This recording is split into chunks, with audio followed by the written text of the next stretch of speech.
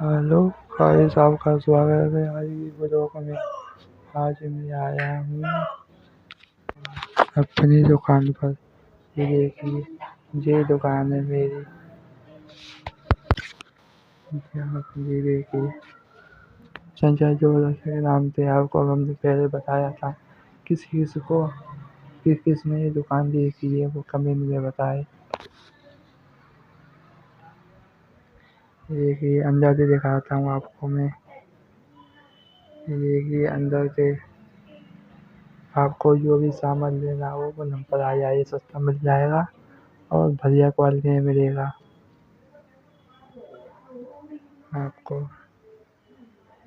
ये देखिए, ये सड़क है, गोवर्धन चौराहे के पहली गली है वहाँ पर। जो पहली गली पड़ेगी वहाँ पर आ जाना। चलो, आपको मिलते हैं नेक्स्ट ब्लॉग में। जब से